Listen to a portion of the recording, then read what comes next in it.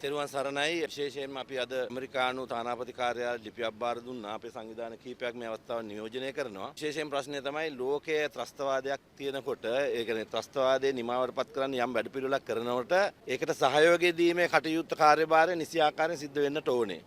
ඒ වගේම අපේ වගේ රටවල් වලට මැදිහත් වෙන්න උවමනා නැහැ ලෝක යුද්ධයක් එක්ක.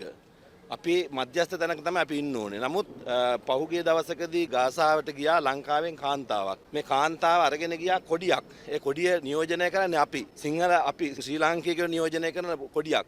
ඒ කොඩිය අරගෙන ගිහිල්ලා මෙයා මේ ප්‍රදර්ශනය කළා පලස්තීනයට ඉරානයට සහයෝගය දෙනවා කියලා කිව්වහම ඇමරිකාවත් හිතනවා මේ ඊශ්‍රායලෙත් හිතනවා සම්පූර්ණයෙන් ලංකාව නියෝජනය කරන්නේ ඒගොල්ලෝ කියලා. ඒ නිසා ඒ වැරදි මතය, වැරදි ආකල්ප තමයි මේ නොදිය යුත්තේ.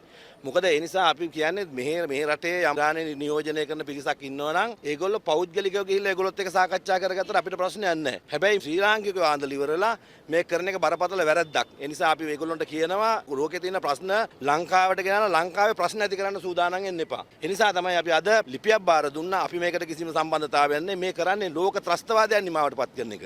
හිස්බුල්ලා කියලා කියන්නේ ත්‍රස්තවාදයක්. හමාස් කියලා කියන්නේ ත්‍රස්තවාදයක්. මේ වගේ ත්‍රස්තවාදී කණ්ඩායම් ලෝකේ නිමාවටපත් කරන්න ඕනේ. නිමාවටපත් කරන්න යම් කාර්යභාරයක් කරනකොට ඒකට අකුල් හෙනවන එක බරපතල වැරද්දක්. ඒ නිසා ඒක අපි සම්බන්ධ කරගන්න එපා.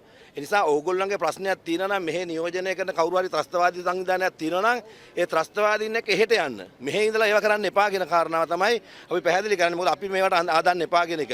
ඒ වගේම ඒ තියෙන ප්‍රශ්න අරගෙන ඇවිල්ලා මෙහි ගැටුම්කාරී වාතාවරණ ඇති කරගන්න සූදානම් කරන්න එපා කියන එකත් අපි පැහැදිලිව කියන්නට ඕනේ. ඒක තමයි ඇමරිකාවට පැහැදිලි කිරීමත් ඊශ්‍රායලට පැහැදිලි කිරීමත් කරන්නේ. අපි මේකට සම්බන්ධ නැහැ. ඕගොල්ලෝ ගන්න ක්‍රියාමාර්ගයට අපි සතුටුයි. මොකද ලෝක ත්‍රස්තවාදයන් නිමාවටපත් කරන එකට අපි සතුටු නිසා. ඒකයි තමයි ඒ කාරණාව තමයි අපි මේ වෙලාවේදී මතක් කරන්න තියෙන්නේ.